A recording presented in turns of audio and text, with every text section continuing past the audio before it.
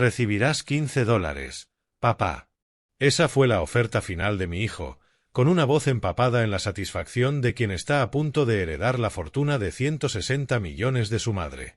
Quería que yo estuviera en primera fila durante la lectura del testamento, solo para presenciar su victoria, para ver mi cara cuando su triunfo quedara registrado legalmente como mi total e irrefutable insignificancia. Lo que no sabía era que mi exesposa, incluso muerta, aún tenía una última jugada, y yo era la pieza central. Antes de contarte cómo ocurrió todo, dime en los comentarios desde donde escuchas esta historia. Y asegúrate de dejar tu me gusta y suscribirte si crees que, a veces, las personas más silenciosas tienen los planes más devastadores. El sonido del cepillo de carpintero era mi sinfonía. Durante los últimos 5 años, había sido la banda sonora de mi vida. Cada chillido agudo era una nota, cada viruta de nogal, un verso. Aquí, en mi pequeño taller de Austin, Texas, no era un arquitecto fracasado. No era un esposo descartado. Solo era un carpintero. Un hombre que creaba cosas sólidas y honestas a partir de pedazos rotos. Mis manos, endurecidas y llenas de cicatrices por años de trabajo, conocían la verdad de la madera. Nunca miente, no engaña. Simplemente es, con todos sus nudos e imperfecciones. Y yo la respetaba por eso. El olor a serrín y aceite de linaza era el único perfume que usaba. Estaba trabajando en una mecedora, sintiendo como la curva del reposabrazos tomaba forma bajo mis manos. Era una existencia tranquila, pacífica. Hasta que esa paz se rompió. Mi viejo teléfono plegable, descansando sobre un banco de trabajo desordenado, comenzó a vibrar. El zumbido fue una intrusión áspera. Apagué el cepillo, y el silencio repentino fue casi ensordecedor. Me limpié las manos en mis vaqueros cubiertos de polvo y caminé hacia el teléfono. 2 palabras aparecían en la pantalla, frías y lejanas. Nathan Thorne. 20 años. Eso era lo que había pasado. 20 años sin una sola llamada que no fuera una exigencia o un insulto. Sin tarjetas de Navidad, sin felicitaciones de cumpleaños. Solo un enorme silencio, construido ladrillo a ladrillo con acusaciones y desprecio. Había asumido que ese silencio duraría hasta que uno de los dos estuviera bajo tierra. Supongo que tuve mitad de razón.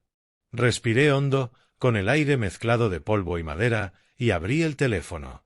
Mi voz salió áspera, oxidada por el desuso. ¿Hola? La voz al otro lado era seca, cortante, pertenecía a un mundo a millones de kilómetros de mi taller.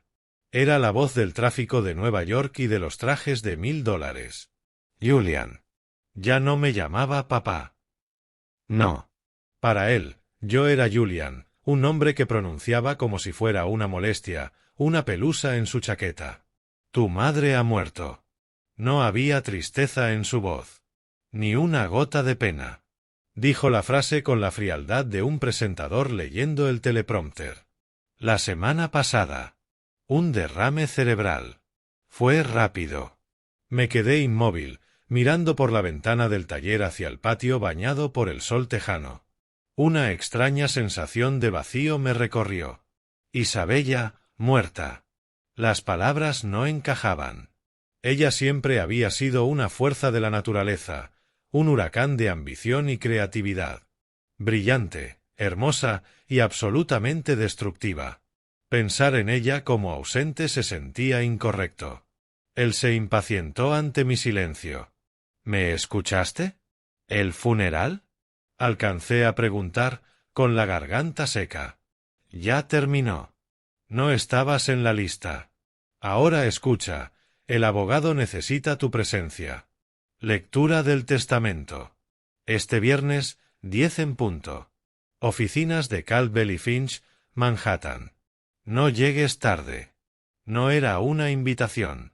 Era una orden. Una orden emitida desde lo alto, por un hijo que hace mucho se había autoproclamado rey de un mundo al que ya no pertenecía. Por fin logré mantener mi voz firme. No tengo motivo para ir, Nathan. Isabella y yo dejamos todo claro hace 20 años en aquel juzgado. Yo no tengo nada que le pertenezca, ni ella tiene nada que me pertenezca. Del otro lado sonó una carcajada seca, cruel, carente de humor. Fue un ruido de puro desprecio. Y ese sonido, más que cualquier palabra, encendió algo dentro de mí. «Oh, sé que no vas a recibir ni un centavo», bufó. «No seas ingenuo. Mi madre te despreciaba. Pero es un trámite legal, un formalismo. Tienes que estar presente para oír oficialmente que no vales nada. Una confirmación notariada de tu irrelevancia para esta familia». Pausó, dejando que el veneno se asentara. «Personalmente, solo quiero estar ahí para ver tu cara. Ver cómo esa falsa dignidad tuya se desmorona cuando lo leas en voz alta. Eres el único entretenimiento que aún sirves». La humillación era tan cruda, tan directa, que casi resultaba admirable. No era la rabia de un hijo herido. Era la crueldad calculada de un vencedor que quiere restregar la derrota en la cara de su enemigo. «¿Has terminado?», pregunté, con voz baja y peligrosa. «Casi», respondió con tono burlón. «No te preocupes por el regreso. Te dejaré $15 para el billete del autobús.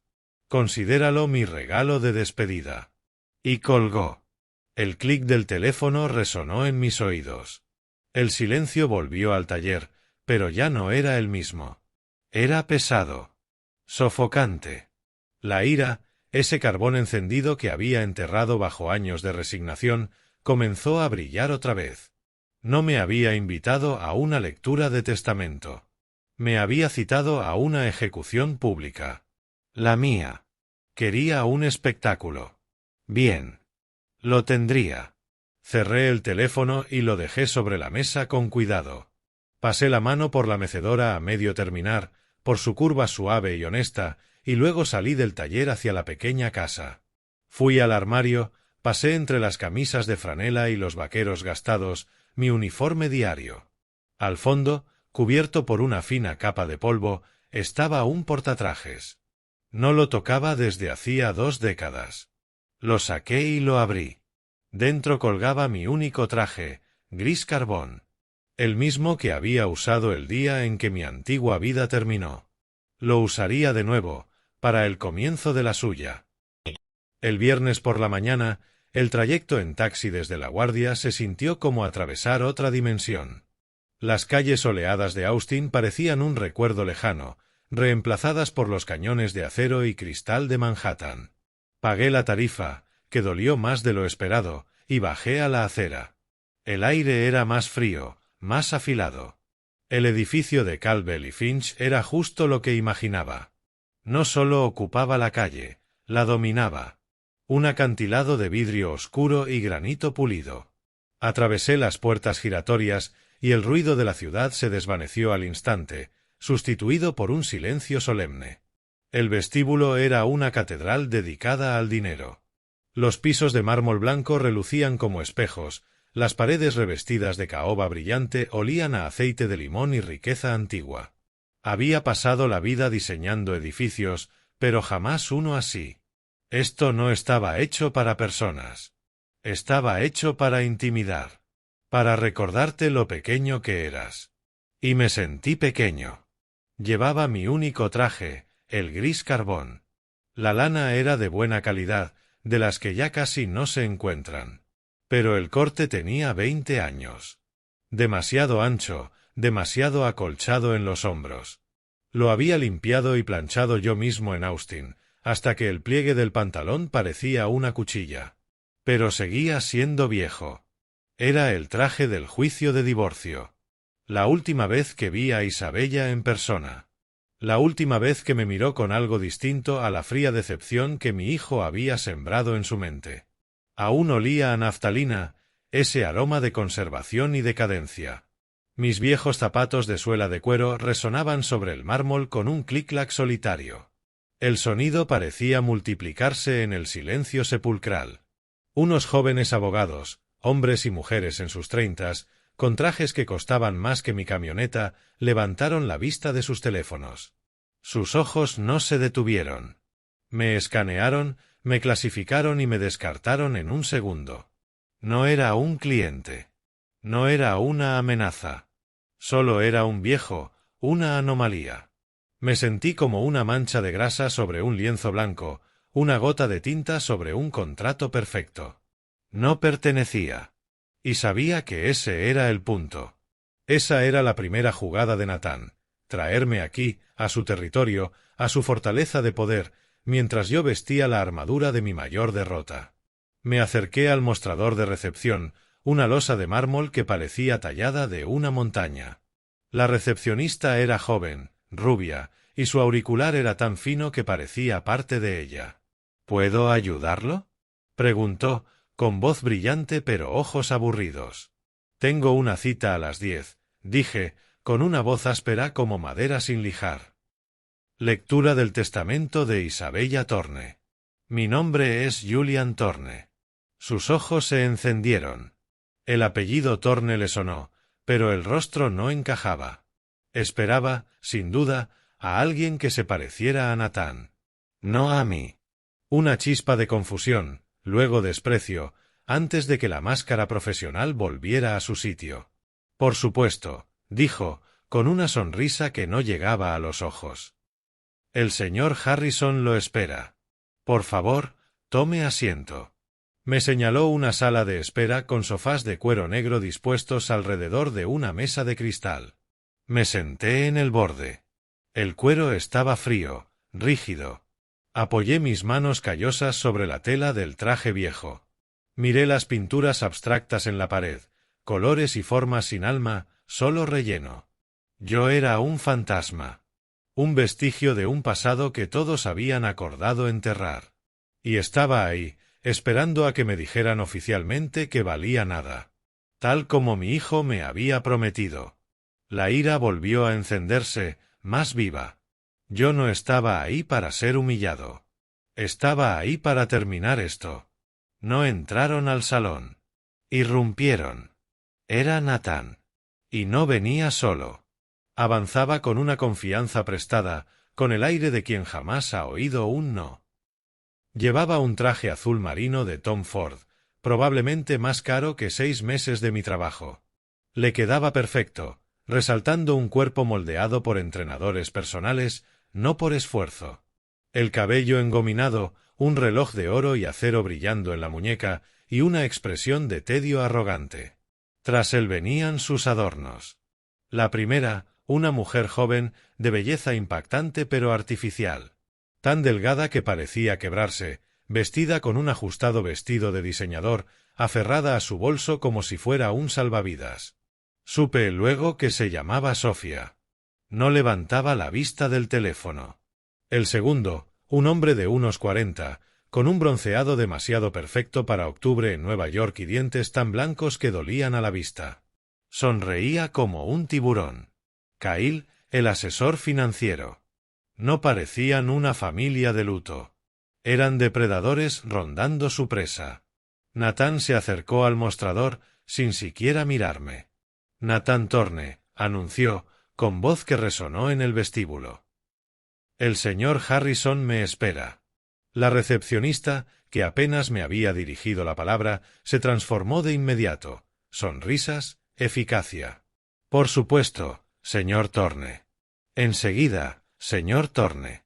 Él se giró para tomar asiento, y me vio. Se detuvo. Una sonrisa lenta y cruel se formó en su rostro. La sonrisa de un gato que acaba de acorralar a un ratón. Caminó hacia mí, con sus zapatos caros, silencioso sobre el mármol. Sus acompañantes lo siguieron, curiosos. Vaya, dijo en voz alta, para que todos escucharan. ¿De verdad viniste? Me miró de arriba abajo. Su mirada se detuvo en mi traje viejo, en el cuello gastado de mi camisa. Supongo que si necesitas esos $15. ¿Sofía? La joven soltó una risita aguda, cristalina y vacía. Kyle sonrió aún más, evaluándome como quien mira un mueble antiguo antes de tirarlo a la basura. Nathan hizo un gesto vago hacia mí. Dijo, haciendo una pausa que en sí misma era un insulto, es mi padre. Pronunció la palabra padre como si fuera un secreto vergonzoso. Una disculpa implícita hacia sus acompañantes por mi mera existencia. Recordé cuando tenía 10 años. Era Navidad. Había pasado semanas en mi taller construyendo a mano un modelo detallado de un barco de guerra. Estaba tan orgulloso. Natán abrió la caja, lo miró unos segundos y lo tiró al suelo. No es de marca, se quejó. Quiero lo que tienen mis amigos. Isabella, siempre dispuesta a arreglar todo con dinero, apareció con una consola de videojuegos carísima. Así fue como creó a este monstruo, un capricho a la vez. El hombre frente a mí no era un hombre. Era una colección de deseos envueltos en un traje de $10.000. No dije nada. Solo lo miré.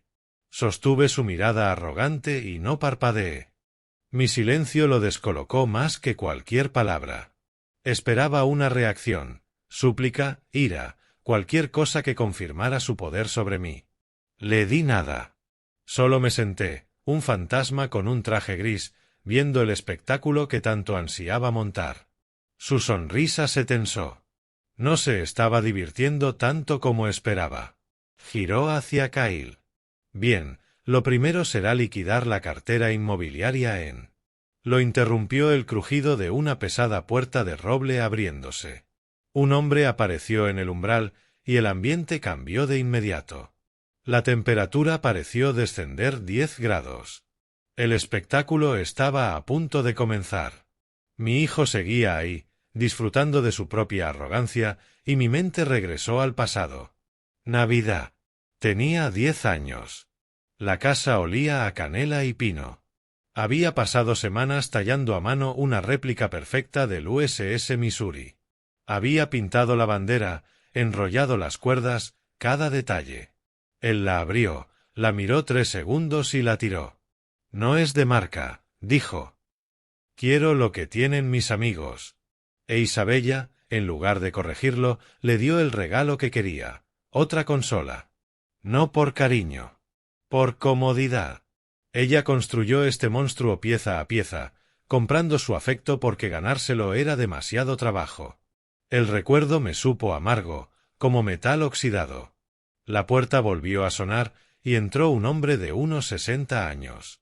Alto, con un traje gris impecable, sin ostentación. Era el señor Harrison. Tenía el rostro de un juez, impasible, difícil de leer, con unos ojos que no solo te miraban, te analizaban. Su sola presencia impuso silencio. Incluso Natán pareció encogerse un poco. Harrison barrió la sala con la mirada, deteniéndose un instante en mi hijo y sus acompañantes, como si fueran parte del mobiliario. Luego me miró a mí. Sostuvo mi mirada un momento y vi en sus ojos algo distinto. No era lástima. Era comprensión. Caminó hacia mí. Señor Thorne, dijo, con voz firme y respetuosa. Gracias por venir. No me dio la mano, pero sus palabras lo hicieron. Era un reconocimiento. Una afirmación de que sí tenía derecho a estar allí. Solo entonces se giró hacia mi hijo. Señor Thorne, repitió. Mismo apellido. Pero el tono, distinto. Frío. Formal. Sin una gota de calidez. Una sutileza que cualquiera habría pasado por alto. Pero Natán no. Su mundo entero se sostenía sobre el frágil andamio del estatus y el trato preferencial. Que el marginado fuese reconocido primero fue una afrenta directa a su ego. Vi cómo su mandíbula se tensaba. Intentó disimularlo con una oleada de arrogancia desdeñosa. Acabemos con esto, Harrison, soltó, con la voz afilada por la impaciencia. Tengo una reserva en Pay para celebrar. No pienso llegar tarde. La expresión del señor Harrison no cambió. Simplemente asintió una vez.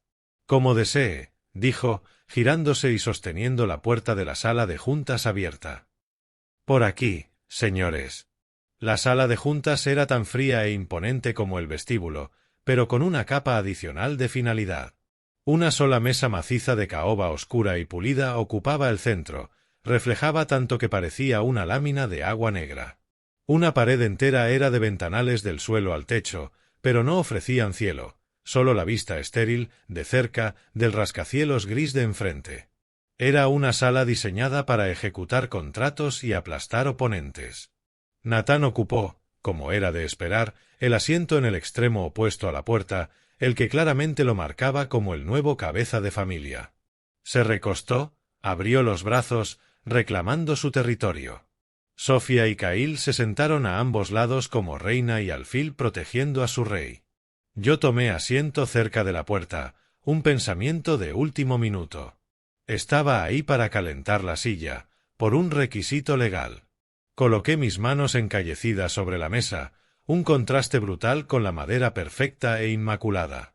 El señor Harrison caminó hasta la cabecera. No se sentó de inmediato. Apoyó un documento grueso, encuadernado en cuero, con un golpe suave pero definitivo. El aire pareció volverse más fino. Tiró de la silla con deliberación, se sentó y, con una lentitud metódica, sacó del bolsillo interior unas sencillas gafas de lectura de montura dorada. Se las puso, movimientos precisos, sin prisa. Tenía el control absoluto. Abrió el dossier. Las páginas eran gruesas, marfiladas. Carraspeó. Comenzó, con la voz llenando la sala, es el último testamento y voluntad de Isabella Monontoya Torne, fechado el 4 de agosto de este año. Yo, Isabella Monontoya Torne. Incluso desde la tumba estaba enviando un mensaje. Había tomado mi apellido al casarse, pero había construido su imperio con el suyo. Monontoya, un apellido convertido en marca, un nombre valorado, según mi hijo, en 160 millones. La voz de Harrison era monocorde, el instrumento perfecto para documentos legales.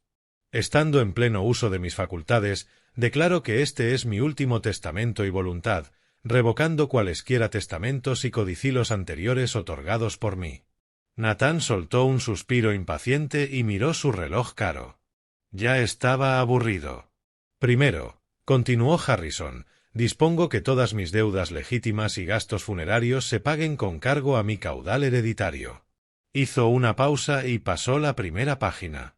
Segundo, lego y dejo la cantidad de $50,000, libres de impuestos, a mi ama de llaves, María González, en gratitud por sus 25 años de leal servicio y su infinita paciencia. Vi a Nathan poner los ojos en blanco. Murmuró algo a Cahill que no alcancé a oír, pero la palabra calderilla fue inconfundible. Yo, sin embargo, sonreí por dentro. Apenas un gesto en los labios. María. La recordaba. Estaba con Isabella incluso antes de que el dinero se volviera realmente grande. Una mujer amable y callada que siempre tenía una taza de café caliente esperándome en la cocina después de alguna de mis discusiones espectaculares con Isabella. Lo había visto todo. Merecía cada centavo. Era un destello de la mujer que yo había conocido. Isabella podía ser generosa. Solo escogía muy bien sus momentos. Tercero, leyó Harrison, imperturbable, lego y dejo la cantidad de $100,000 al fondo para la preservación de la mariposa monarca. Esta vez reaccionó Sofía. Soltó una risita incrédula. ¿Mariposas? Susurró a Nathan, lo bastante alto para que yo la oyera. ¿Habla en serio? Sentí una punzada aguda en el pecho. No era tristeza, era algo más complejo. Nostalgia. Antes de que naciera Nathan, antes de que Monontoya Designs fuera un imperio, Isabella y yo bajamos en un jeep viejo hasta México. Dormimos en moteles baratos y caminamos kilómetros montaña arriba para ver los santuarios de monarcas. La recuerdo en un claro, el aire denso de millones de alas anaranjadas y negras, la cara levantada al cielo, lágrimas deslizándosele por las mejillas. «Es lo más hermoso que he visto en mi vida, Julian», me susurró. «Es como si todas las almas del mundo volaran de regreso a casa». Se había acordado. A pesar de la amargura, de los abogados, de los años de silencio, se había acordado de aquel día. No era solo un legado, era un mensaje. Cuarto, siguió, lego y dejo la cantidad de $25,000 a mi chofer, Miguel Rodríguez, por su excelente servicio y por no comentar ni una sola vez sobre los pintorescos invitados que mi hijo llevó a mi casa. Nathan se irguió de golpe. ¿Qué demonios significa eso? Kyle le posó una mano en el brazo. Nada, Nathan. Solo una broma. No significa nada. Pero Nathan estaba visiblemente alterado. Aquello no seguía su guión. Se suponía que él era la estrella, y el telonero estaba robando demasiada atención. Empezó a tamborilear los dedos sobre la caoba. Tic tic tic, impaciente, resonando en la sala silenciosa. Harrison lo ignoró y continuó. Quinto, lego y dejo mi colección de primeras ediciones de poesía modernista a la Biblioteca Pública de Nueva York. Tic tic tic. Con la excepción de un volumen, un ejemplar de 1922 de The Wasteland, de T.S. Eliot, que dejo a... Nathan estampó la mano en la mesa. El golpe sonó como un disparo. Harrison, por el amor de Dios, tronó. ¿Podemos saltarnos las donaciones a caridad y las propinas a los sirvientes? Mi tiempo vale mucho. Tengo una reserva. Ve al grano, los inmuebles, la cartera, el dinero. Llega a la parte donde todo me corresponde a mí. La sala cayó en un silencio denso, asfixiante. El señor Harrison dejó de leer. No se mostró sorprendido. No se mostró enfadado. Simplemente se detuvo. Muy despacio, alzó la cabeza, aún con las gafas puestas. Luego, con una deliberación más amenazante que cualquier grito, se las quitó. Las dobló. Las dejó sobre la mesa. Y miró a mi hijo. Su mirada era plana, fría, absolutamente imperturbable. Era la de un hombre que ha lidiado con niños malcriados toda su vida y que, en este punto final, ya no está dispuesto a tolerarlo. Señor Thorne, dijo Harrison, y su voz dejó el tono monótono para volverse un instrumento preciso y cortante. Esto no es una negociación. No es una reunión de negocios. Es la proclamación legal de los últimos deseos de una mujer fallecida. Voy a leer cada una de las palabras de este documento exactamente como su madre las escribió. Y usted se sentará y escuchará. ¿Ha quedado claro? El rostro de Nathan se tiñó de un rojo oscuro, feo. Lo habían desafiado. Lo habían reprendido como a un niño. Abrió la boca y la cerró. Miró a Kyle, que negó con la cabeza de inmediato. Estaba acorralado. Harrison sostuvo su mirada un latido más. Satisfecho, se volvió a poner las gafas. Tomó el documento. Alisó la página con cuidado, bebió un pequeño sorbo de agua del vaso que tenía al lado y carraspeó. Había hecho esperar a mi hijo. Había restablecido el control. Muy bien, dijo, recuperando el tono neutro. Continuemos. Quinto, como decía, dejo mi primera edición de The Wasteland a... Hizo una pausa, y juraría que vi el amago de una sonrisa en la comisura de sus labios. Ah, no. Esto ha sido tachado. Sigamos. Sexto, respecto a los asociados personales de mi hijo. La mirada de Harrison se detuvo un segundo más en Nathan, una silenciosa afirmación de dominio. Luego, como si accionara un interruptor, volvió al documento y retomó su cadencia constante. Pasamos ahora, dijo, al artículo sexto, referente a los asociados personales de mi hijo, Nathan Thorne. Vi a Kyle, el asesor financiero, incorporarse un poco. Su sonrisa de tiburón volvió a encenderse, fija. Alisó la solapa de su traje caro, ajustando la postura, listo para recibir su esperado bonus por manejar la fortuna que, según suponía, heredaría Nathan. Sofía, a su lado, por fin dejó el teléfono. Los ojos le brillaban de anticipación codiciosa. Harrison prosiguió. Al asesor financiero de mi hijo, el señor Kyle Vance, pronunció el título con una leve, casi imperceptible, comilla, lego y dejo la cantidad de $5,000. La sonrisa de Kyle se congeló. 5,000. El número quedó flotando en el aire, insultantemente pequeño. Era una afrenta.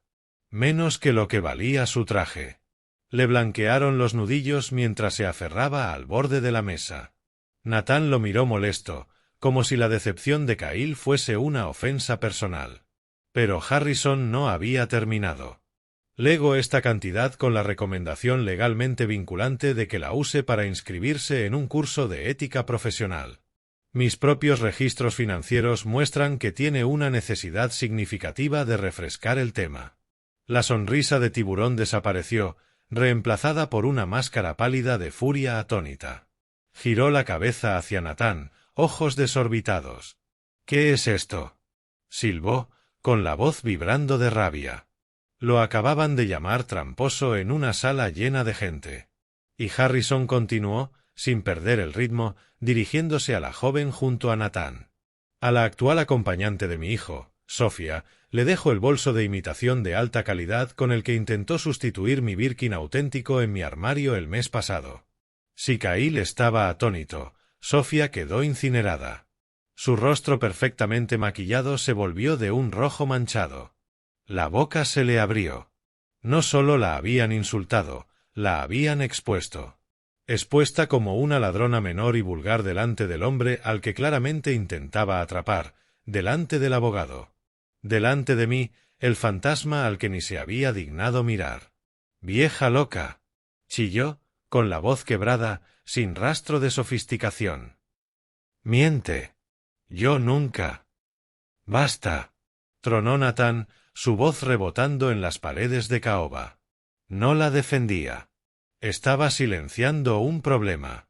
Su imagen cuidadosamente construida se desmoronaba. Su séquito estaba siendo desmontado, pieza por pieza, por las palabras de una muerta. Estaba furioso, no por las ofensas, sino porque aquello estaba tardando demasiado. Era desordenado. No formaba parte de su celebración. No importa, les escupió a ambos. Es nada. Una broma. ¿A quién le importa un bolso? ¿A quién le importan 5.000? Volvió su mirada iracunda al abogado. Continúa, Harrison. Deja la basura y llega a mi parte. Yo me quedé inmóvil. Y, por primera vez en 20 años, sentí una conexión con Isabella. Esa era la mujer con la que me casé. No la víctima que mi hijo había pintado, sino una mujer brillante, fría y letalmente precisa. No estaba leyendo un testamento, estaba ajustando todas y cada una de las cuentas. Estaba quemando los satélites de la vida de Natán, aislándolo, dejándolo solo con su propia codicia. A su manera, estaba despejando la mesa antes del plato principal. El señor Harrison, absolutamente imperturbable, esperó a que cesaran los gritos. Miró a Natán con expresión inescrutable. Como ya indiqué, señor Thorne, leeré cada palabra. Ahora, si me permiten continuar. Observé las ondas que dejaban las palabras de Isabella. Kyle parecía haber tragado veneno, Sofía temblaba de rabia pura. Y pensé, esa era la Isabella que yo recordaba. Nunca olvidaba una ofensa. Nunca dejaba sin respuesta un insulto. Llevaba un libro mayor perfecto de cada agravio. E incluso en la muerte, desde un documento encuadernado en cuero, seguía siendo quirúrgica. Seguía saldando cuentas. Harrison dejó que el silencio asentara un segundo más. Luego pasó la página. La sala se tensó. Ahí venía. Tras despejar la basura, llegaba el plato fuerte. Artículo 7, dijo, retomando el tono legal neutro. A mi hijo, Nathan Thorne. Natán se inclinó hacia adelante. Respiraba superficialmente. Tenía los nudillos blancos sobre la mesa. Se había olvidado de sus compañeros humillados. Toda su atención, toda su codicia, estaba clavada en el abogado. Lego y dejo el ático de Park Avenue. Natán exhaló, un suspiro de alivio que le vació el cuerpo. Le volvió el color al rostro. Sonrió con suficiencia, lanzando una mirada triunfal primero a Kyle y luego a mí. El ático, la joya de la corona. Era suyo. Y, continuó Harrison, mi colección completa de relojes Patek Philippe. La sonrisa se ensanchó en carcajada breve. Sí, sí, ahora hablamos, soltó. Me miró con brillo en los ojos. ¿Oíste, viejo? Los Patek. Todos. Harrison alzó un dedo, deteniendo en seco la celebración. Sin embargo, dijo, y la palabra quedó suspendida como una cuchilla. La colección de relojes está guardada en una caja fuerte ubicada dentro del ático. La única llave de esa caja fuerte. Harrison hizo una pausa. Bajó la vista al documento y luego la alzó, encontrando mis ojos al otro extremo de la mesa de caoba.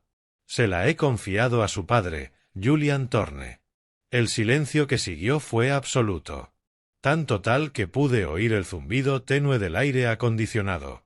Sofía y Kyle, perdidos en su propia humillación un instante antes, giraron la cabeza hacia mí. Nathan simplemente me miró. Su cara, antes encendida por la victoria, se volvió pálida. La sonrisa se le deshizo. ¿Qué? Su voz salió baja, incrédula. ¿Qué acabas de decir? Le espetó a Harrison, subiendo el tono. La llave, señor Thorne, fue confiada a su padre. Nathan estampó las manos en la mesa y se puso de pie. La silla chirrió violentamente detrás de él. ¿De qué estás hablando? ¿Es una broma? ¿Una broma enferma? Me señaló con el dedo tembloroso. ¿Él? No la ha visto en 20 años. Ni siquiera sabe dónde vivía. Es un don nadie. Todas las miradas se clavaron en mí, y yo estaba tan atónito como él. Miré a Harrison, con la mente dando tumbos. ¿Una llave? ¿Isabella me había dado una llave? ¿Qué significaba? ¿Era otro de sus juegos?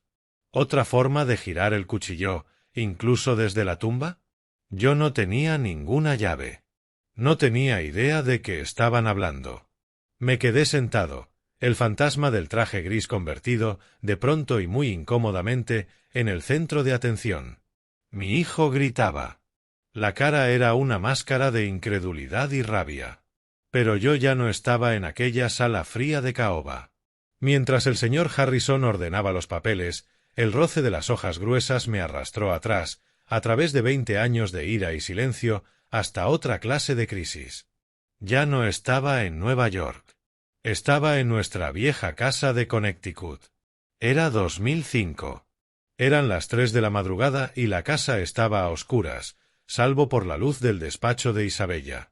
La encontré allí, sin llorar, peor aún, sentada, mirando una pared de hojas de cálculo, el rostro pálido, completamente vacío. Estaba rota. Monontoya Designs, la empresa que era su vida, su pasión, toda su identidad, se desangraba. Estaba al borde del colapso catastrófico. Se había excedido, vertiendo millones en un resort de lujo en el Caribe. Había confiado en socios equivocados. Todo el proyecto se había construido sobre una base de permisos malos y arena movediza. Y ahora se había venido abajo. Los bancos exigían sus préstamos. Sus inversores amenazaban con demandarla hasta la ruina. Enfrentaba no solo la quiebra, sino la deshonra. Recuerdo que me senté a su lado en aquel despacho oscuro, la pantalla del ordenador proyectando sombras fantasmales en su rostro. Se acabó, Julian, susurró, con voz hueca. Todo lo que he construido, se fue. Van a quitarnos la casa. Van a quitarnos todo. No tenía miedo de ser pobre. Ya lo habíamos sido cuando empezamos. Tenía pánico de ser un fracaso, de que la vieran como una necia. Su mundo entero se apoyaba en su reputación de empresaria brillante e infalible. Y ahora esa reputación iba a ser ejecutada en público.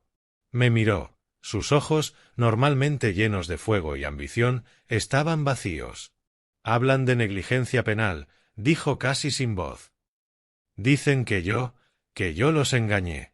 Miré a la mujer que era mi esposa, la madre de mi hijo, la mujer brillante, exasperante y apasionada a la que había amado. Y supe, en ese momento, que se estaba ahogando y que estaba a punto de arrastrarnos con ella. El recuerdo de 2005 se volvió nítido, punzante. Isabella en su despacho, hecha pedazos. No es que pareciera rota, lo estaba. Durante una semana, la casa fue una tumba. El teléfono no paraba, banqueros furiosos, inversores traicionados. Isabella los dejaba sonar. Dejó de comer. Dejó de dormir. Se quedaba sentada frente a los números de la empresa, mirando cómo se teñían de rojo. Estaba paralizada. Se hundía. Y entonces, aproximadamente una semana dentro de aquella pesadilla, apareció una mano tendida. No vino de un banco. No vino de un amigo ni de un colega de confianza. Llegó por correo cifrado, enrutado a través de un servidor en los Emiratos Árabes Unidos. Era una oferta de reunión, un grupo de capital privado del que jamás había oído hablar, con sede en Dubái. Decían que seguían a Monontoya Designs desde hacía tiempo. Veían potencial. Isabella estaba demasiado hundida para ir, demasiado paranoica para hablar por teléfono. Era un fantasma. Me rogó que fuera yo. Seguía siendo su marido, su compañero de vida, aunque no fuese su socio en los negocios. Yo era el arquitecto. Entendía el lado constructivo de su imperio mejor que nadie. Así que fui. Me reuní con ellos en una sala de conferencias estéril, sin alma, en un hotel cerca del JFK. Eran 3. No eran banqueros. Jóvenes, impecablemente vestidos con trajes oscuros, idénticos, y con la mirada muerta y fría de quienes han visto demasiado. Educados. Demasiado educados. Ese tipo de cortesía que resulta más amenazante que un insulto directo. Pusieron los términos sobre la mesa. En apariencia, un milagro. Brutalmente simple. Inyectarían $100 millones en Monontoya Designs con efecto inmediato. Suficiente para estabilizar el proyecto caribeño. Suficiente para pagar a los banqueros más enfadados. Suficiente para silenciar las demandas que rozaban lo penal. Un rescate total. Me quedé atónito. ¿A cambio? Pregunté, con cautela. ¿Qué quieren a cambio? El negociador principal, un hombre con un ligero acento británico, deslizó una carpeta fina, de cuero, al otro lado de la mesa. Somos inversores, señor Thorne. Solo queremos invertir en proyectos futuros. Creemos en la marca Monontoya. Queremos ayudarles a construir. Llevé esa carpeta a casa. Se sentía pesada, como de plomo. Isabella, desesperada por una brizna de esperanza, la desgarró. Durante los primeros 10 minutos estaba eufórica. Reía, lloraba, apretaba las páginas contra el pecho. Estamos salvados, Julian. Estamos salvados. Pero yo estaba leyendo la letra pequeña. Yo era arquitecto. Me había pasado la vida leyendo contratos. La vida mirando planos. Y aquello no era un salvavidas. Era el plano de un crimen. Isabella, dije, en voz baja, cortando su celebración. Mira esto. Los costes proyectados. Se lo señalé en el anexo, en el apéndice, en la parte que esperaban que no leyéramos. Detallaba los proyectos futuros que querían financiar, una serie de rascacielos de lujo. Mira los números, dije. Están mal. Todos están mal. Las proyecciones de costes están infladas al menos un 40%. Al principio no lo entendió. Estaba cegada por el salvavidas de $100 millones. ¿Y qué? Dijo, agitando la mano. Están pagando de más. Ese es su problema, no el nuestro. No, respondí, con un frío pavor subiéndome por la espalda. Así funciona. Ese es el punto.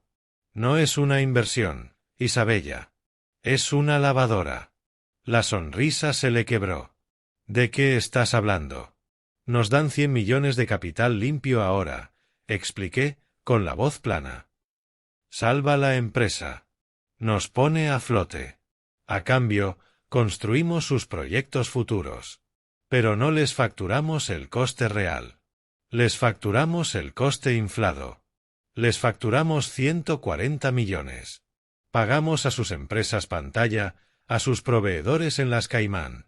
Ese 40% extra, tomamos su dinero sucio y lo volvemos limpio. Hacemos que parezca pagos legítimos de construcción. Toqué la página de firmas. No están invirtiendo, Isabella. Están blanqueando y quieren usar tu empresa, tu nombre, como el detergente. La sangre se le fue del rostro. Por fin lo entendió de verdad. Había dedicado su vida entera, su alma entera, a convertir el nombre Monontoya en un símbolo de lujo, calidad e integridad. Y esos hombres iban a usarlo para lavar dinero con sangre. No, susurró. No lo haré. Entonces declaramos la bancarrota, dije, enunciando el hecho simple y brutal. Se acabó. No. Gritó. La palabra le salió rasgada de la garganta. Saltó, empezó a dar vueltas por el despacho como un animal enjaulado, las manos enredándose en su pelo.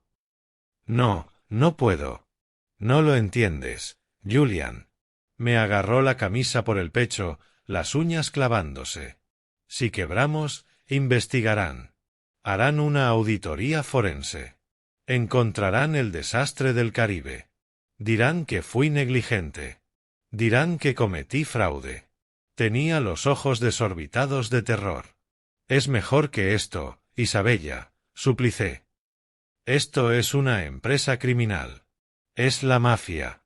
O algo peor. No me importa, chilló. Y entonces se desplomó. No se desmayó, se desmoronó sobre la alfombra persa carísima. Se le fue la fuerza. Ya no era una directora ejecutiva. No era una constructora de imperios. Era solo una mujer aterrada, atrapada. Julian, sollozaba, con la voz amortiguada por la alfombra. Por favor, no puedo ir a la cárcel. No puedo ir a la cárcel. Alzó la mirada, la cara era un desastre de rímel y pánico. Era una expresión que jamás le había visto, desesperación absoluta, sin fondo. No puedo perder la empresa, susurró, con la voz quebrada. No puedo. Soy eso. Es todo lo que soy. Si pierdo Monontoya Designs, no soy nada. Soy nada. Me agarró la mano, estaba helada. Y Nathan se atragantó. ¿Qué hay de Nathan? Está en Yale. Está en la cima. ¿Quieres que sea el hijo de una convicta? ¿De una fracasada en bancarrota? Se sentirá humillado. Me odiará. Nos odiará. Por favor, Julian, tiene que haber un camino. Por favor. Estaba histérica. Y tenía razón. Estaba atrapada. Si rechazaba el trato, la arruinarían y la encarcelarían por fraude. Si lo aceptaba, la arruinarían y la encarcelarían por blanqueo. Había construido su propia prisión. Me quedé mirándola deshacerse. Esta mujer brillante, tenaz, imposible. La que levantó un imperio desde la nada. La que, a veces, cegada por su ambición, no veía el precipicio hasta estar ya en el aire. Miré los contratos sobre la mesa. Miré los planos de los condominios falsos. Yo era arquitecto. Ese era mi mundo. Sabía cómo se estructuraban esos tratos. Sabía cómo ocultar costes. Sabía crear empresas pantalla para suministros y mano de obra.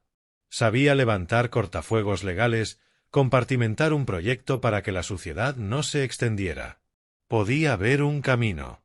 Uno solo. Terrible, peligroso. Una forma de hacer lo que ellos querían, pero manteniendo su nombre, su firma, su cara pública, limpia. Julian, por favor, suplicó. ¿Qué vamos a hacer? La miré, a la mujer que amé, la madre de mi hijo, y tomé la decisión. La decisión. La que definiría el resto de mi vida. La que salvaría su empresa y al hacerlo me destruiría. La levanté, sujetándola por los hombros. Basta, dije. Mi voz estaba serena. La calma antinatural de quien ya aceptó su destino. Deja de llorar. Vete a tu cuarto. A dormir. Me miró, con los ojos abiertos de confusión. ¿Qué? Tú no vas a tener ninguna parte en esto, afirmé, firme. No vas a firmar estos papeles. No vas a asistir a esas reuniones. No vas a estar en esos correos. Tú te vas a centrar en diseñar. En salvar la cara pública de la empresa. Harás lo que mejor haces. Una chispa mínima, desesperada, le brilló en los ojos encharcados. Pero, el trato, el dinero, los contratos. Me giré hacia el escritorio. Tomé la carpeta pesada, encuadernada en cuero. Miré la página de firmas, la destinada a ella, presidenta y directora ejecutiva de Monontoya Designs. Déjamelo a mí, dije. Me convertí en un fantasma. Mientras Isabella volvía a ser la cara de Monontoya Designs, asistiendo a galas, aprobando muestrarios de telas, yo me deslicé a las sombras. Me convertí en el intermediario. Yo fui quien voló a Zúrich, a Dubái, a Gran Caimán. Yo fui quien se sentó en habitaciones estériles de hotel negociando calendarios de pagos con hombres sin apellidos. De vuelta en Nueva York, usé mi licencia de arquitecto, mi nombre, mi reputación, para crear una serie de empresas pantalla. Thorn Construcción, Thorn Project Management, Thorn Architectural Supply. Construí un laberinto de entidades legales, un cortafuegos complejo diseñado con un propósito, que la suciedad nunca alcanzara a Isabella. El rescate de 100 millones llegó. Monontoya Designs se salvó. Los banqueros cobraron. Las demandas desaparecieron. Isabella fue celebrada en las páginas financieras como la genio que había capeado la tormenta. Y entonces comenzó la segunda parte del trato, el blanqueo. Yo era quien firmaba los contratos inflados. Yo aprobaba las transferencias a cuentas anónimas. Yo supervisaba personalmente la creación de facturas falsas, certificando que millones en mármol italiano o acero alemán habían llegado a obras donde, en realidad, lo único que llegaba era un comprobante bancario. Se me daba bien. Aterradoramente bien.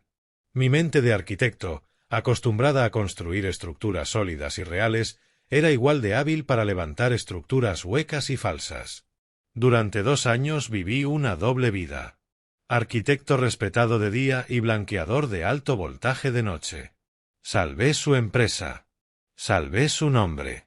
La salvé de la cárcel. Pero no puedes mover tanto dinero sucio sin que alguien lo note.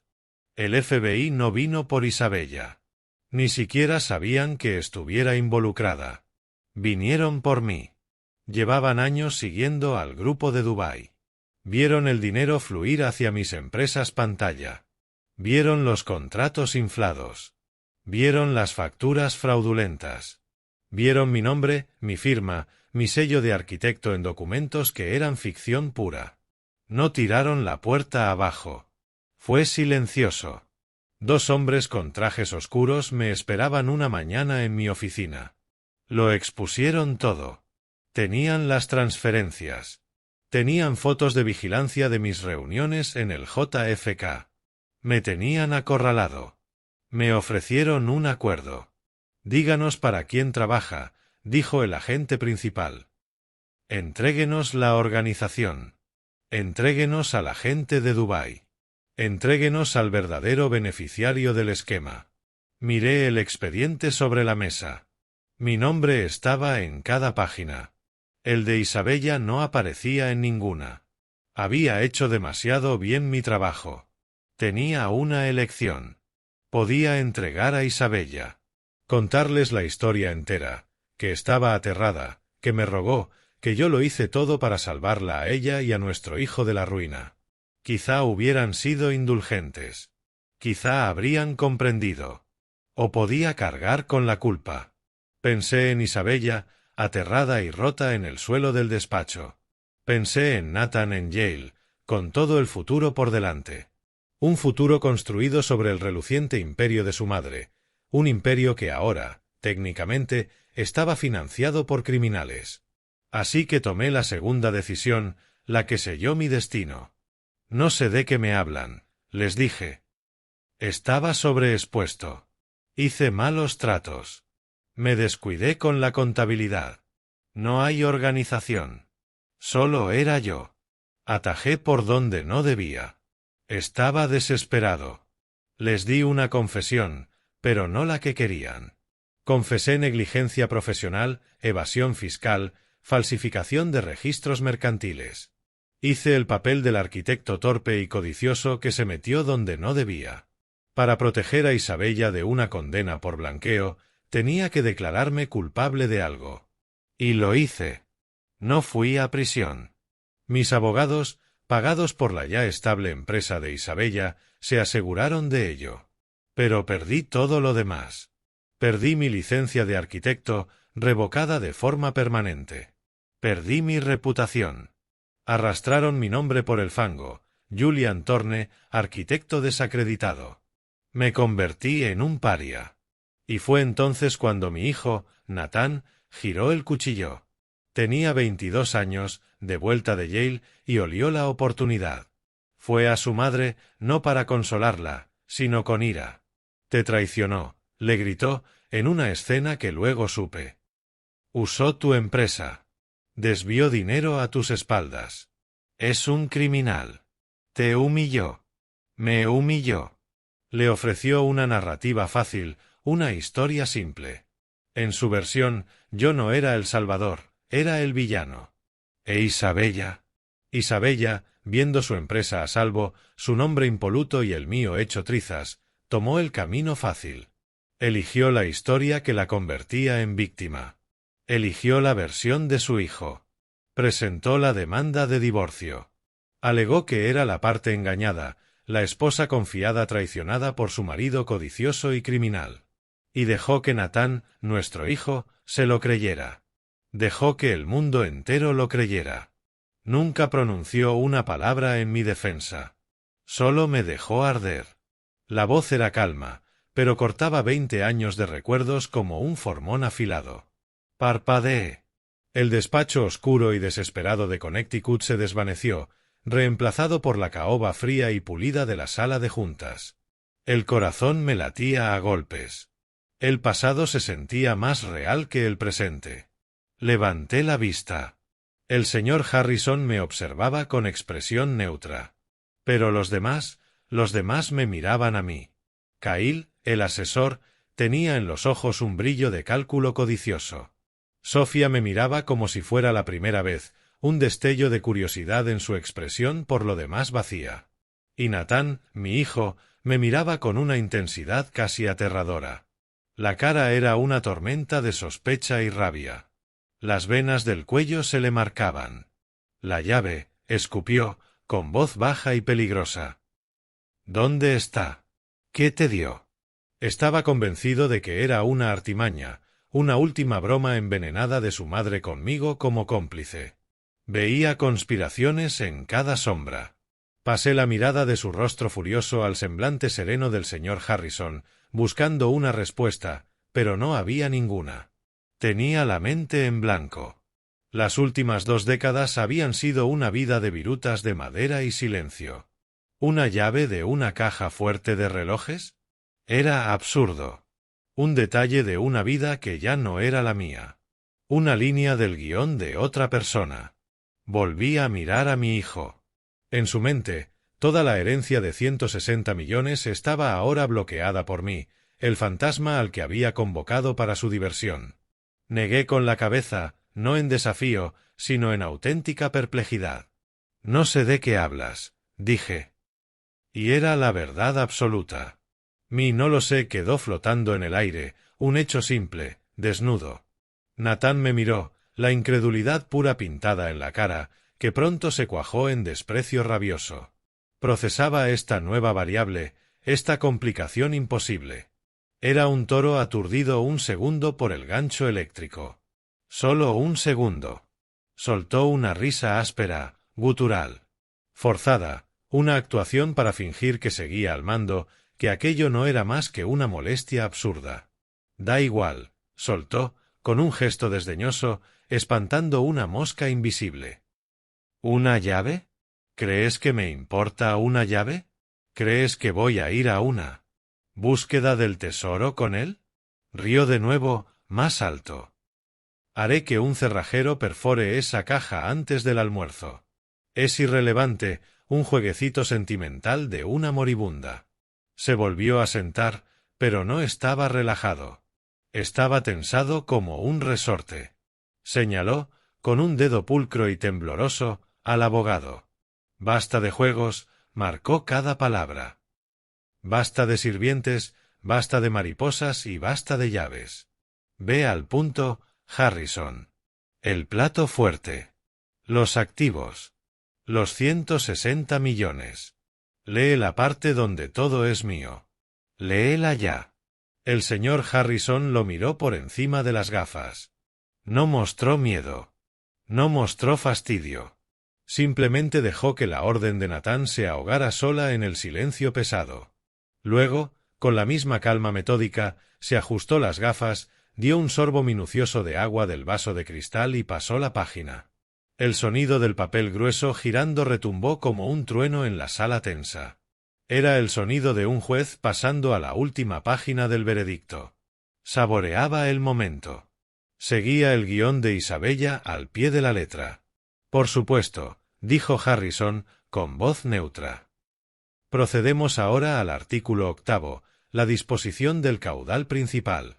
El remanente de todos los bienes, reales y personales, donde quiera que se encuentren. Ahí estaba. El aire se volvió tan denso que apenas podía respirar. Nathan se inclinaba tanto que casi se caía de la silla, el cuerpo hecho un solo músculo tenso de codicia. Incluso Cahill y Sofía, pese a sus humillaciones públicas, miraban con atención ansiosa. Este era el momento que justificaría sus vergüenzas. Harrison leyó. Con respecto a todos los activos líquidos restantes, acciones, bonos, propiedades y la participación de control en Monontoya Designs LLC. Se detuvo. Hizo una pausa deliberada, mirando la página como si releyera una cláusula inesperada. Estaba alargando el momento. Era un maestro de ceremonias. Vamos, susurró Nathan, como una serpiente. Vamos. Harrison carraspeó. Dispongo lo siguiente. Primero, a mi exmarido, Julian Thorne. Levanté la cabeza de golpe.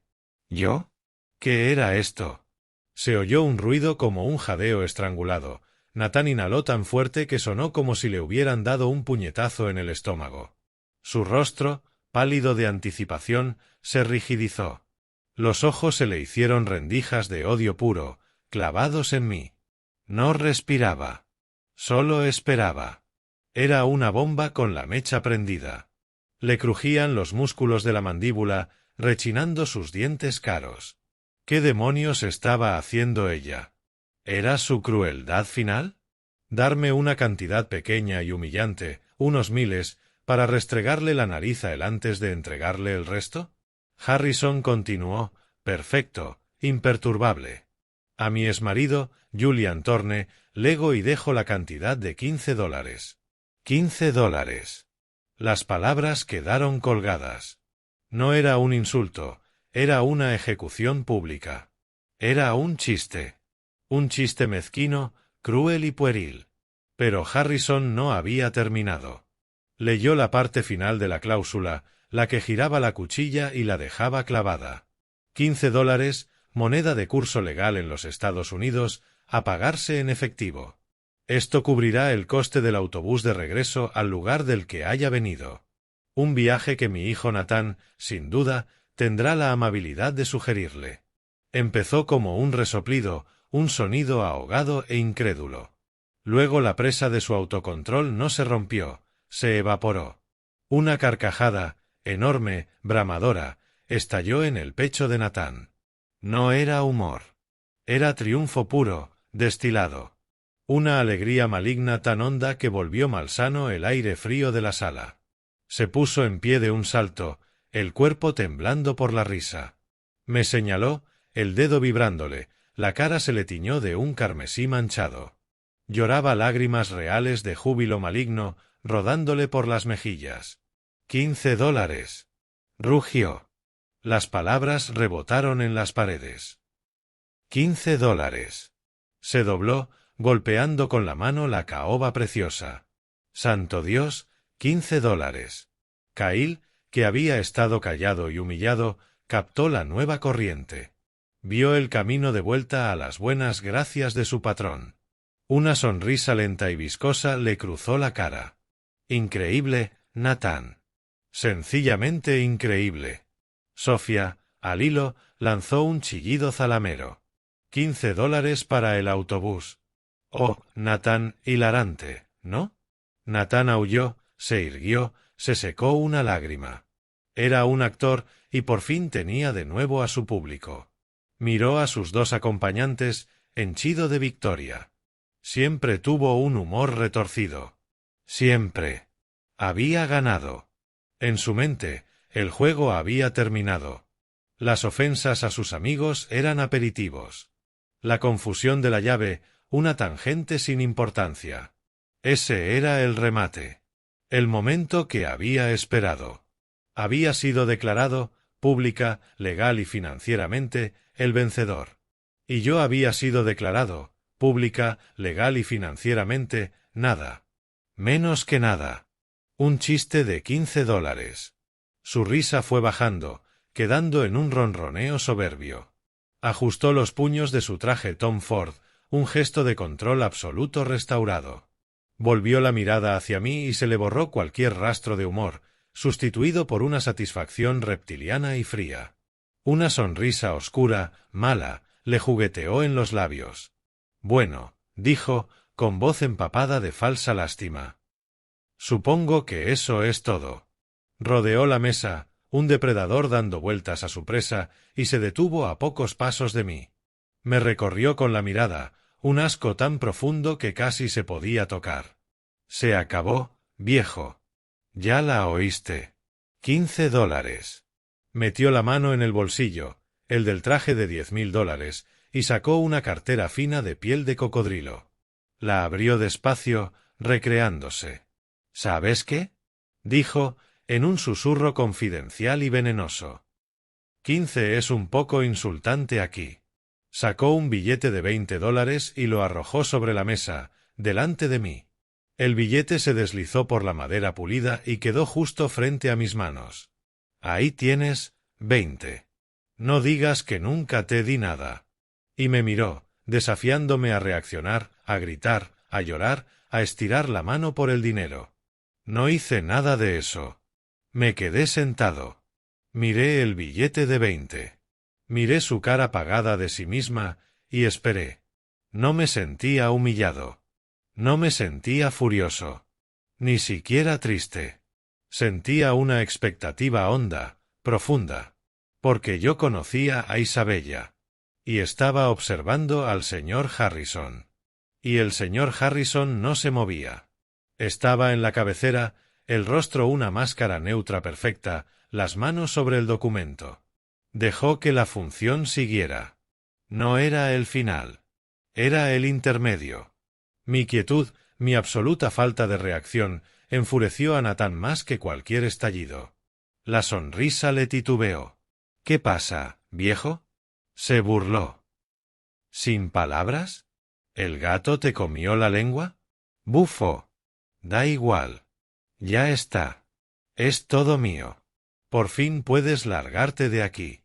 Vuelve a tu cobertizo de serrín o al agujero del que saliste. Y no olvides el dinero del autobús. Me dio la espalda. Un último gesto de desprecio. Volvió a su silla, dándole una palmada a Kyle en el hombro. Listo. Per se. Tenemos mucho champán que beber. Agarró su chaqueta, listo para irse, listo para empezar su nueva vida. Nathan tenía la chaqueta a medio poner. Sonreía de oreja a oreja, aporreando a Kyle en la espalda tan fuerte que casi fue un puñetazo. Eso es, dijo, con voz alta y retumbante. Per se. Voy a comprar toda la carta de champán. Harrison, gritó por encima del hombro, sin dignarse a mirarlo, haz que tu chica envíe los papeles a mi oficina para firmarlos. Yo aquí ya he terminado. Se giró para marcharse, un rey abandonando su propia coronación. Señor Thorne. La voz cortó el aire como una lámina de hielo. No fue alta, pero tenía un núcleo de acero absoluto. Detuvo a todos. Detuvo a Nathan en seco, con la chaqueta a medio poner y un pie ya apuntando a la puerta. Se volvió, su cara, antes triunfante y risueña, fue endureciéndose. ¿Qué? El señor Harrison seguía sentado. No se había movido ni un centímetro. Lo miraba, y su expresión ya no era neutral. Era fría. Siéntese, por favor. La sonrisa de Nathan no solo se apagó, fue borrada como por un disolvente. La sangre se le fue del rostro, dejando las manchas rojas de su risa como quemaduras. —¿Qué dijiste? —susurró, de repente con la voz ronca. —¿Qué?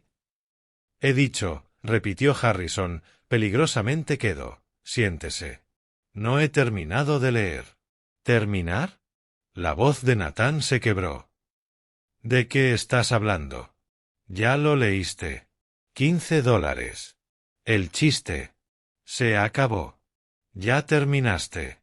Con la lentitud deliberada de quien revela la carta ganadora, el señor Harrison bajó la mano al maletín, que yacía en el suelo junto a él.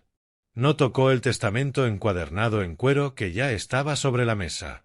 Sacó una segunda carpeta, más fina. Era una simple manila, pero sellada con cera roja gruesa. Parecía importante. Esto, dijo Harrison, dando un golpecito al gran volumen de cuero sobre la mesa, era la conclusión del testamento original. Luego colocó la nueva carpeta sobre la mesa. Y esto, dijo, con la voz descendiendo, es un codicilo legalmente vinculante. Miró directamente a Nathan, sin parpadear. Se firmó, atestiguó y notarizó hace 3 semanas, una semana antes del derrame de tu madre. Hizo una pausa, dejando que el peso de esas palabras se hundiera. Y su cláusula principal, añadió, desviando por una fracción de segundo la mirada hacia mí, establece explícitamente que sustituye y reemplaza todos los artículos anteriores relativos a la disposición del caudal principal. Nathan no se sentó, se desplomó en la silla, como un títere al que le cortan los hilos. Tenía la cara de un blanco ceroso, en shock. El rojo triunfal había desaparecido. Se veía pequeño. Kyle y Sofía se quedaron petrificados. Miraban el documento con sello rojo como si fuera una bomba. El señor Harrison rompió el sello con una navaja pequeña y afilada. Desplegó la hoja única del interior, a la que iban anexos varios documentos más gruesos. Se volvió a poner las gafas. Esto, dijo, ya sin tono neutro, es una carta de su madre, dirigida a ti, Nathan, con la instrucción legal de que se lea en voz alta aquí hoy, en presencia de todas las partes, y su contenido constituye la base del nuevo artículo 8. Empezó a leer, y ya no era su voz. Las palabras eran Isabella pura, sin cortar. A mi hijo, Nathan. Harrison hizo una pausa y continuó. Te escribo esto porque por fin he terminado de ser una cobarde. Durante 20 años te he dejado creer una mentira. Una mentira que yo creé. Una mentira que alimenté. Una mentira que permití que destruyera a un buen hombre, tu padre. ¿Qué? Susurró Nathan. Fue un sonido seco, áspero. La historia con la que creciste, leyó Harrison. La historia de tu padre, un criminal conspirador que me traicionó y desvió dinero de la empresa, es una completa fabricación. Es lo contrario de la verdad. No, soltó Nathan, un grito estrangulado. Se abalanzó medio cuerpo sobre la mesa, con los ojos desorbitados. Estaba enferma. Estaba senil. Esa no es ella. Esto es falso. Me señaló. Él la manipuló. Él consiguió que hiciera esto. Es una estafa. Se volvió hacia su abogado, Kyle, con ojos suplicantes. Kyle, dile que esto es inadmisible. Ella no era competente. Lo impugnaremos. Lo destrozaremos. El señor Harrison, con gesto de profundo hastío, alzó una mano para detener la pataleta. Tomó despacio uno de los documentos anexos dentro de la carpeta sellada. Sobre ese particular, dijo, cortando el pánico de Nathan, se adjunta a este codicilo una evaluación psiquiátrica y cognitiva completa de 40 páginas de su madre, realizada por un panel de 3 neurólogos y psiquiatras colegiados independientes. Se efectuó, a petición de ella, 72 horas antes de la firma de este documento. Permítame resumir sus conclusiones. Miró directamente a Nathan, con ojos de hielo. En su opinión experta, unánime y legalmente vinculante, su madre estaba, y cito, enteramente lúcida, en pleno dominio de sus facultades y dotada de una agudeza mental superior al 99% de individuos de su grupo de edad. Dejó caer el informe sobre la mesa con un golpe sordo. No estaba loca, señor Thorne. Estaba, como afirma aquí, por fin, harta. Ahora, si puedo continuar. Nathan se hundió, con la boca abierta, emitiendo pequeños sorbos de aire. Se había quedado sin jugadas. Sin aire. Harrison volvió a la carta de Isabella. Su voz, otra vez, fue el recipiente de su confesión. La verdad, Nathan, es esta. Hace 20 años, Monontoya Designs estaba al borde del colapso total. Yo había tomado una serie de decisiones terribles y temerarias. Me había sobreextendido. Confié en gente equivocada. Enfrentaba no solo la bancarrota, sino cargos penales por fraude y negligencia. Iba a perderlo todo. La casa, la empresa, mi nombre. Iba a ir a prisión. Cerré los ojos. Estaba de nuevo en aquel despacho oscuro. Ella en el suelo, llorando, suplicando. Sentí volver el viejo peso frío de aquella noche. Se nos ofreció una única salida, leyó Harrison, un trato con un grupo de inversores poco recomendables. Un trato que salvaría la empresa, pero que requería blanquear su dinero a través de nuestras operaciones. Estaba atrapada. Si decía que no, iría a prisión por fraude. Si decía que sí, acabaría en prisión por blanqueo. Fui cobarde. Me derrumbé. Estaba dispuesta a dejar que ardiera el mundo entero. Y entonces intervino tu padre. Oí un pequeño sonido ahogado a mi izquierda. Era Nathan. Negaba con la cabeza, tapándose las orejas como si pudiera bloquear las palabras. Tu padre, continuó, el hombre al que llevas 20 años llamando criminal, tomó una decisión: protegerme. Protegerte. Aceptó el trato. Puso su nombre, su carrera, su licencia, en la línea de fuego. Creó las empresas pantalla. Fue a las reuniones en habitaciones oscuras. Gestionó las transferencias. Hizo el trabajo sucio para que mi nombre, el nombre Monontoya, permaneciera limpio. La voz de Harrison fue implacable. Canalizó todo el riesgo hacia sí mismo. Construyó un cortafuegos legal alrededor de mí y de la empresa, y se quedó dentro del fuego. Y cuando el FBI llegó, vino por él. Porque eso es exactamente lo que él había planeado. Confesó, Nathan. Confesó delitos que no había cometido, negligencia, fraude, para cubrir el crimen real, el blanqueo, del que yo era responsable. Perdió su licencia. Perdió su reputación. Perdió toda su carrera. Lo hizo para salvarme. Para salvar la empresa que tú ahora reclamas con tanta arrogancia como tuya. ¿Y qué hice yo? Leyó, bajando la voz. ¿Qué hice como recompensa por ese sacrificio? Te escuché. Escuché tu veneno. Dijiste que él era un criminal. Dijiste que nos había humillado y yo, en mi vergüenza y mi cobardía, asentí. Permití que esa fuera la historia. Me divorcié. Lo abandoné. Te dejé, a ti, nuestro hijo, tratarlo como basura porque me aterraba que si supieras la verdad me miraras con el mismo desprecio con el que lo mirabas a él. Fui cobarde, Nathan, y te dejé convertirte en esto. Este cascarón vacío, avaro y arrogante, que se burla precisamente del hombre que lo sacrificó todo para que tuvieras esta vida. La fortuna de 160 millones que estabas tan ansioso por reclamar existe por una sola razón y solo una. Existe porque tu padre, Julian Thorne, la salvó. El silencio en la sala era absoluto. Un vacío, denso y asfixiante. La voz de Harrison leyendo las palabras finales de Isabella era lo único que existía. Ya no era solo un abogado, era el vaso de una confesión que reescribía 20 años de historia en tiempo real. Nathan estaba completamente inmóvil. Ya no negaba con la cabeza. Ya no se tapaba los oídos.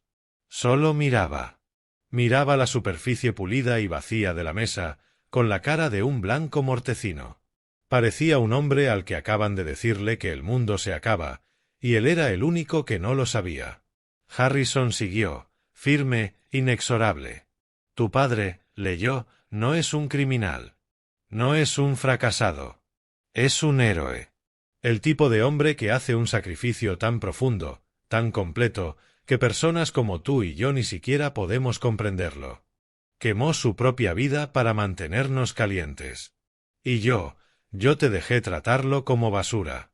Te animé a tratarlo como basura. Usé tu desprecio por él como escudo para ocultar mi propia vergüenza.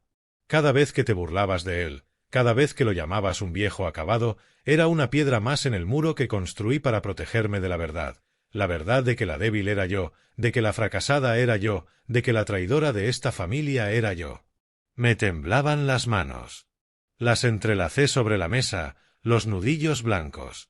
Sentí el escozor caliente de unas lágrimas detrás de los ojos, una sensación que no experimentaba desde hacía décadas. No era tristeza. Era validación. Una validación terrible, dolorosa. 20 años tarde. La voz de Harrison golpeó, palabra a palabra, como un martillo, desmontando la base entera de la vida de mi hijo. Esta fortuna de 160 millones, leyó, este imperio que esperas heredar como un príncipe consentido, no existe por ti. Ni siquiera existe por mí. Existe íntegramente por Julian Thorne. Tú, Nathan, ya eran puñaladas a carne viva, no has trabajado un solo día real en tu vida. No has construido nada. No has sacrificado nada. Eres un parásito, una criatura de apetito. No has hecho otra cosa que gastar dinero que no ganaste, sentándote en juicio sobre el único hombre que realmente lo ganó por ti. Eres un consumidor que vive de las migas de su honor. Las palabras lo golpearon. Lo vi. Nathan emitió un sonido, pequeño, animal, quebrado. Un ruido nacido profundo del pecho. No, susurró hacia la mesa. No, ella no.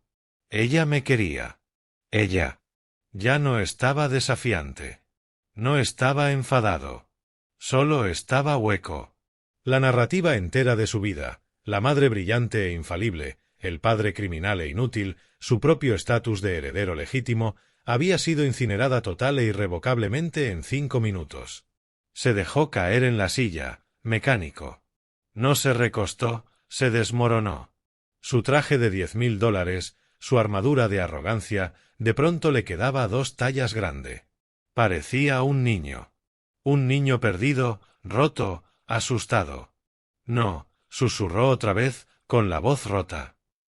Es mentira. Ella no. Harrison alzó la vista de la página, con ojos fríos.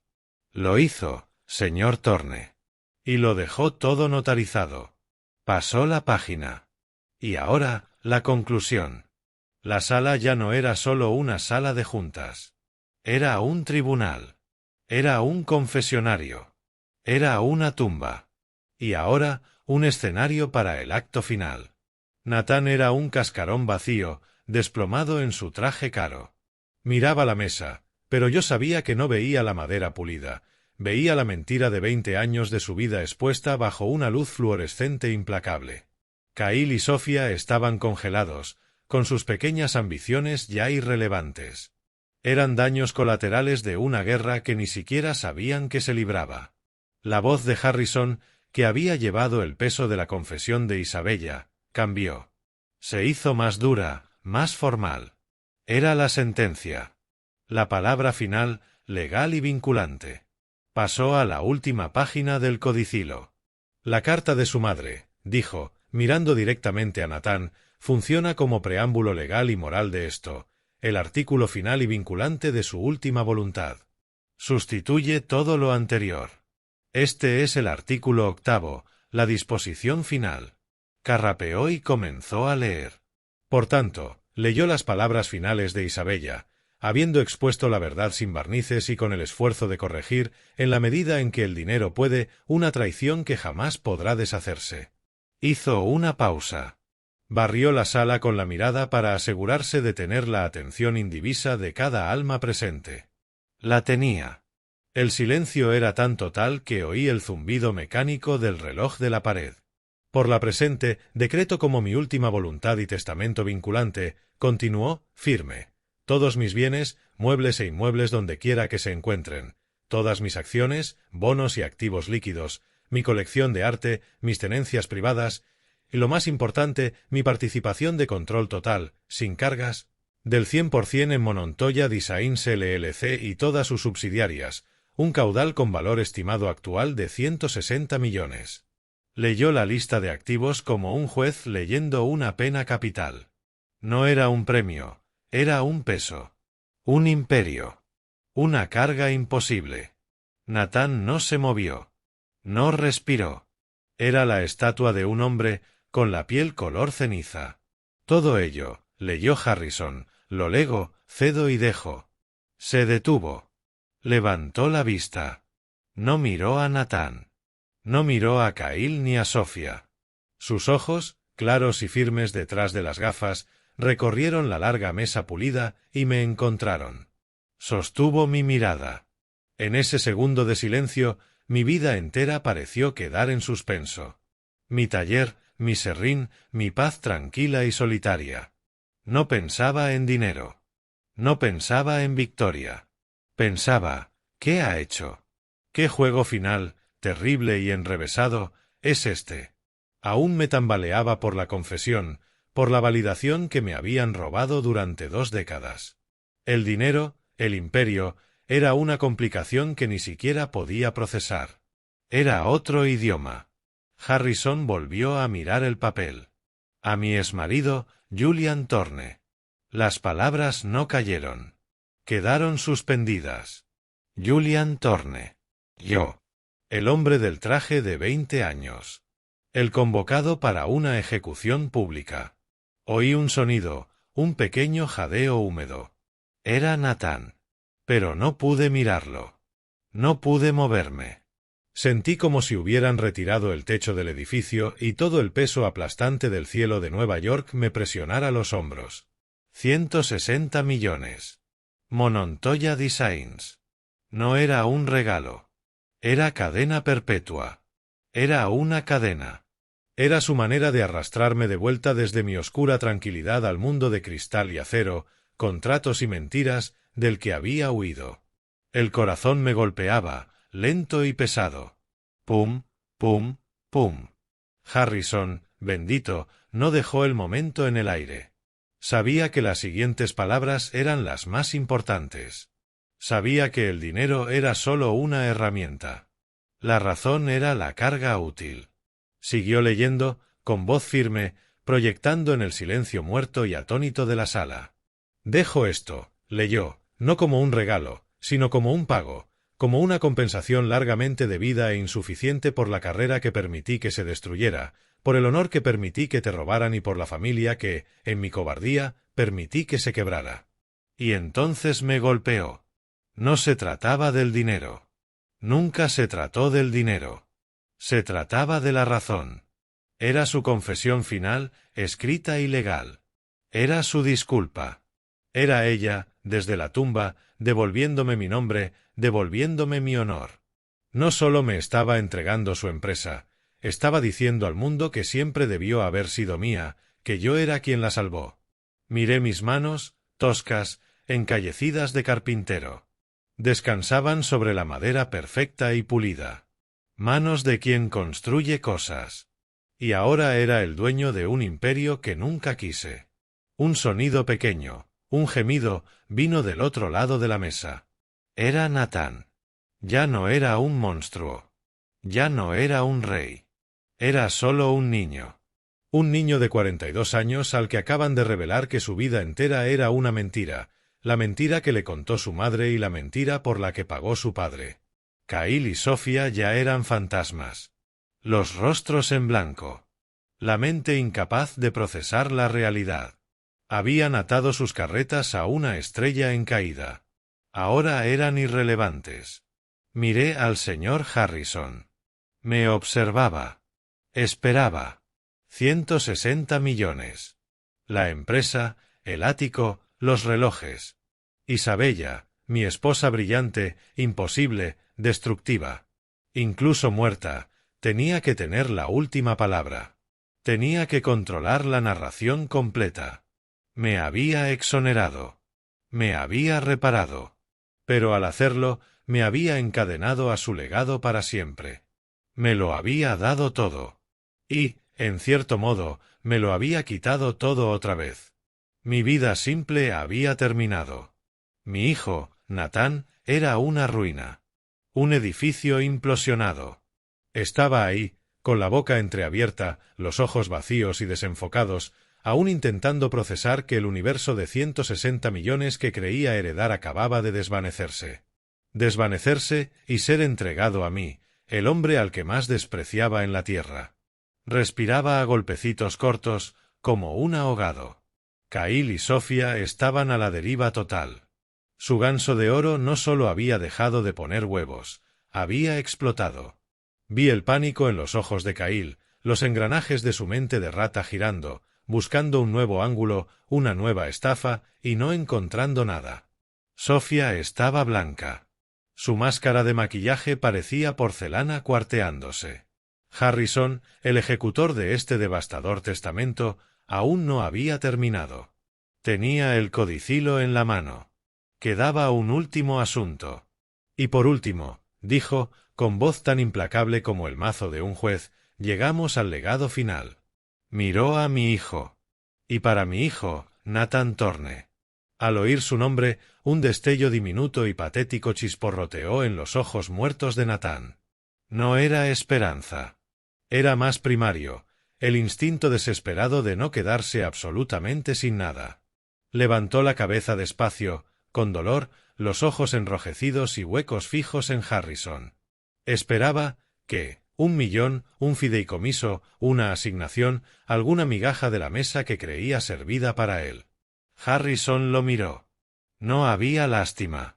No había emoción. Solo la ejecución fría de su deber. Para mi hijo Natán, leyó, que ya ha recibido la fortuna de toda una vida, tanto en el dinero que gastó con tanta alegría como en los sacrificios que nunca reconoció, le dejo una sola cosa. Hizo una pausa. Bajó la vista al papel y luego volvió a mirarlo. Le dejo, exactamente, lo que él tan amablemente y en público ofreció a su padre. Se me cortó la respiración. No, la mirada confusa y rota de Natán saltó hacia mí y volvió a Harrison. No entendía. No conectaba los puntos. Tenía la mente demasiado hecha añicos. Yo no. ¿Qué? El señor Harrison no respondió. En su lugar, con un gesto lento y deliberado, abrió un único cajón a un lado. Sacó un objeto. Un cheque. Un cheque bancario certificado. El señor Harrison, en nombre del caudal, dijo, estaba autorizado a preparar esto conforme a los deseos de su madre. Lo sostuvo un instante. Luego lo colocó sobre la caoba pulida. Lo empujó a través de la vasta mesa. El papel se deslizó con un susurro y se detuvo justo delante de Natán. $15, dijo Harrison, con voz plana. Final. Su herencia, señor Thorne. Para su billete de autobús, tal como especificó su madre. Kyle, el tiburón, no dijo nada. Ni un sonido. Se levantó en silencio, con suavidad. Arrimó la silla. No miró a Natán. No me miró. Simplemente se evaporó. Cogió su propio maletín y salió rápido y silencioso de la sala. Desapareció. Sofía, en cambio, no fue silenciosa. Miró el cheque. Miró la cara rota y patética de Natán, y su expresión, que había sido de shock, se cuajó en otra cosa, puro asco. La repulsión del depredador por la pareja que de pronto se ha vuelto débil. El hombre al que se había pegado, la fuente de los bolsos Birkin y la vida en Park Avenue, era nada.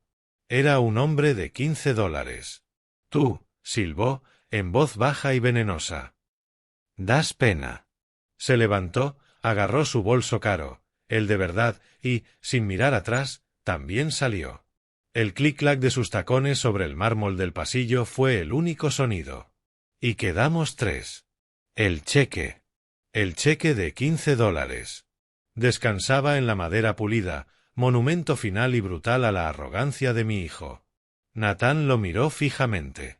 Su respiración, que había sido corta y jadeante, simplemente se detuvo. Durante 5 segundos completos, no se movió. Era la estatua de la ruina. Vi un minúsculo músculo vibrar en su mejilla, la única señal de vida. Y entonces estalló. No fue una palabra. Fue un grito. Un rugido primario y gutural, de una rabia tan pura y destilada que se sintió como un golpe físico. El sonido de un hombre que no solo lo ha perdido todo, sino que, en un instante, comprende que no es nada. No. Los brazos volaron, barriendo la mesa. Vasos, blocs, la jarra pesada de agua, todo salió disparado. El cristal se hizo añicos contra la pared de caoba. «Los demandaré», chilló, con la voz rota y la saliva saltando. «Los demandaré a todos». Estaba loca. Estaba senil. «Lo probaré. Lo quemaré todo». Giró, con movimientos espasmódicos y descoordinados. Los ojos inyectados, salvajes. Su mirada cayó sobre mí. Toda su rabia, toda su humillación, todo su dolor se concentró en un único punto incandescente de odio. «Tú», bramó. «Tú hiciste esto. La convenciste. La manipulaste. Tú, ladrón». Y se me lanzó encima. No caminó, se arrojó a través de la sala, la silla estrellándose detrás de él. Ya no era un hombre de negocios. Era un animal, ciego de furia. Las manos hechas garras, directas a mi cuello. Ni tiempo tuve de ponerme en pie. Solo me braceé, pero Harrison fue más rápido. Su mano, que reposaba tranquila sobre la mesa, voló hacia un pequeño botón negro de intercomunicador. Lo pulsó una vez. Antes de que Nathan llegara a la mitad de la mesa, las puertas se abrieron de golpe. No uno, sino 2 guardias de seguridad llenaron el umbral.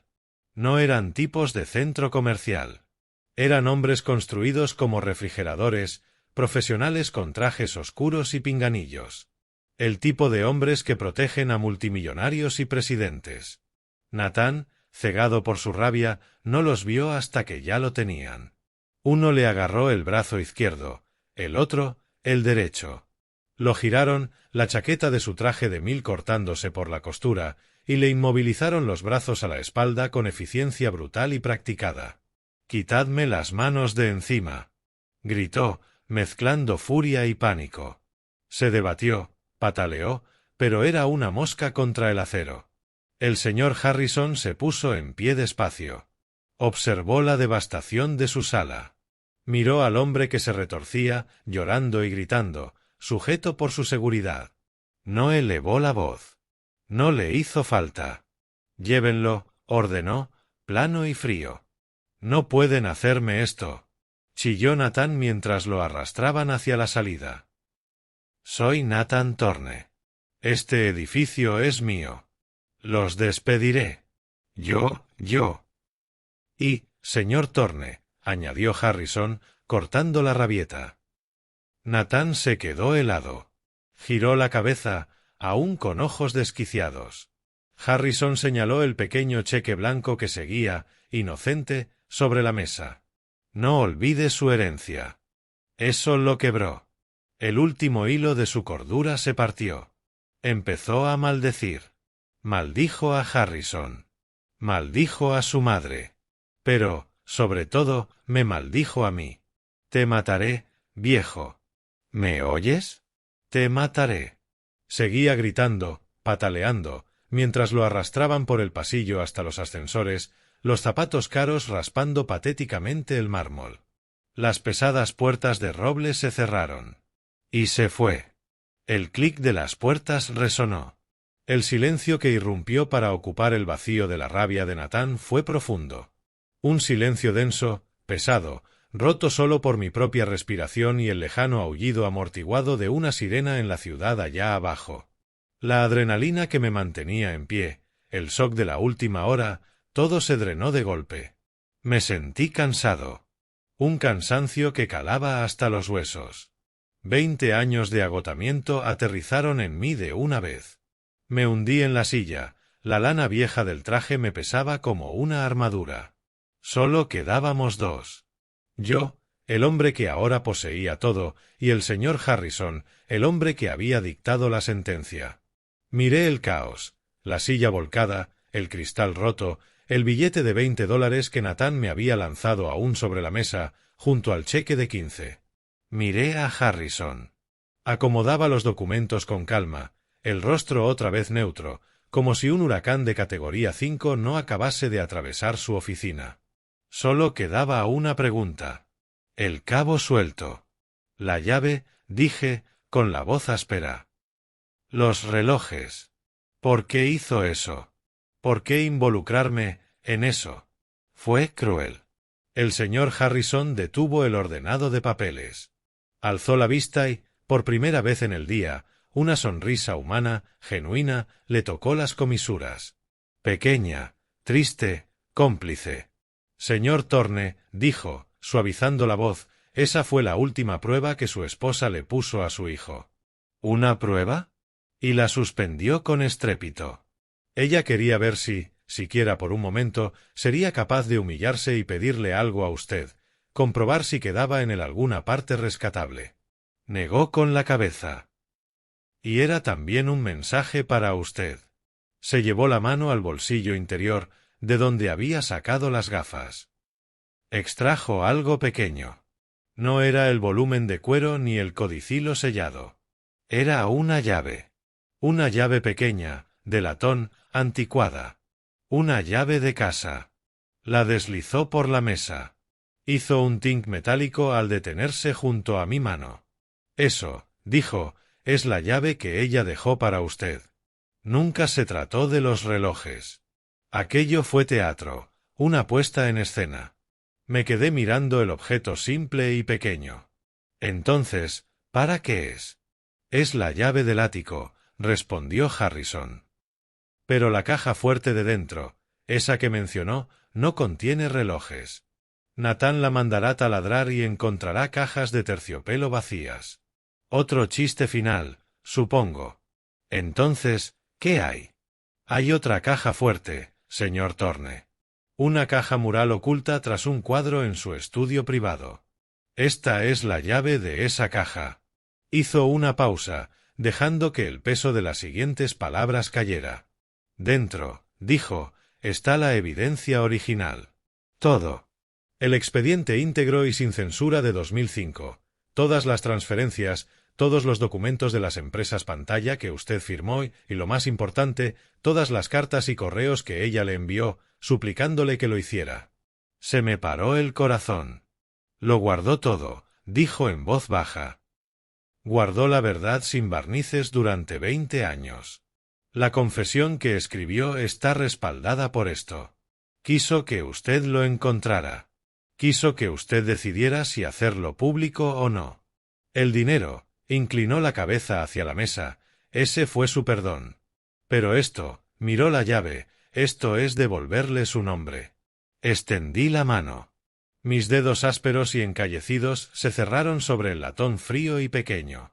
Los 160 millones, esa era una losa. Un peso. Una prisión nueva.